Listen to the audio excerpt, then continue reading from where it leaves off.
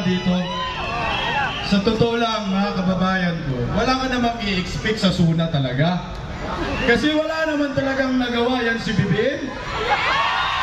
Wala kang i-expect. Ang masasabi ko lang, Nyor! Dami nang galit dito sa Liwasang Bonifacio, Nyor. Alam mo, Nyor, pag hindi mo, Nyor, kaya magiging presidente, di naman talaga kaya. Mas maganda, Nyor, mag-resign ka na.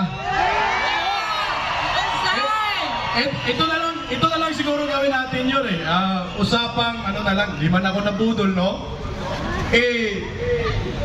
Kaming mga Pilipino, sawang-sawa na sa pagmumukha mo. Ayaw namin ng isang presidenteng nagkukubli sa kanyang pagkatao.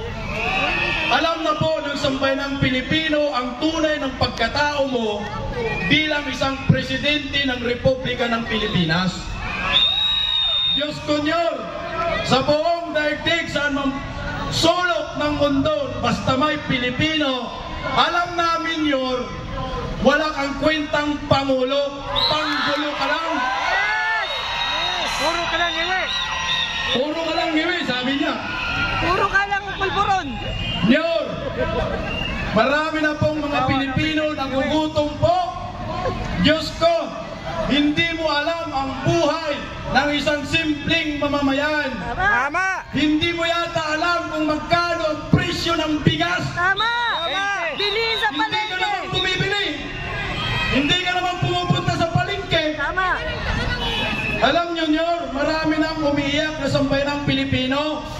Hindi mo kaya magiging presidente, hindi mo kaya pagiging presidente ng Republika ng Pilipinas. Kung hindi mo kaya, meron naman kaya. Kaya naman ni Vice President Inday Sara. Pambira! Pwede ba magmuray? Mag-resign ka na! Inday Sara! Pasok!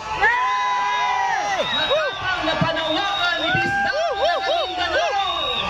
From Bisdak ng Mindanao! Meron pa po tayo aking tatawagin dito sa stage. Maraming salamat pala doon sa ating mga nagsalitang mga matatapang at mga Ang galing, Sir Bisdak! yan. Nice, sir!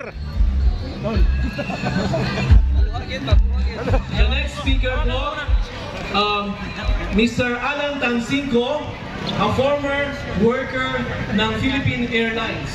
Baka may pasabog ito sa atin. Let's welcome Mr. Alan Tansingco. Isang madilim na gabi po sa ating lahat.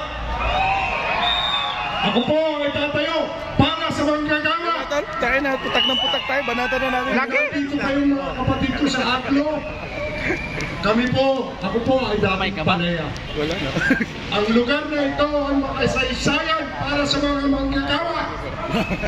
Dito namin ipinaglalaban at tayo papanalo Kinamay ko talaga mo. ang aming hinaing.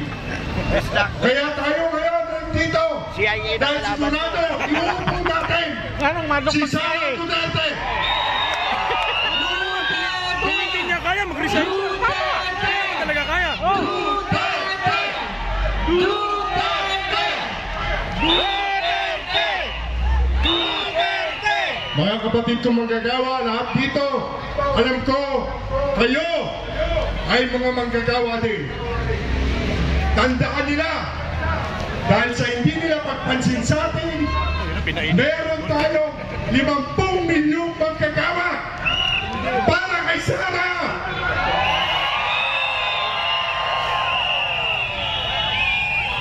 Mga kapatid, ang rehimen na ito, naka-record po, April 4, Kaya pala. pinakamataas na utang sa panlabas ng Pilipinas. Trilyones po, hindi natin kayang bilangin. 16 trillion, hindi.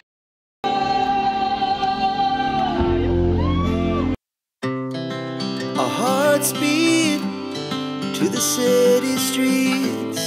We began to feel the fire. We rise like tall buildings as the chemicals they take us higher. The night's young, it has just begun, as she puts her hand in mine. We wanna chase the night,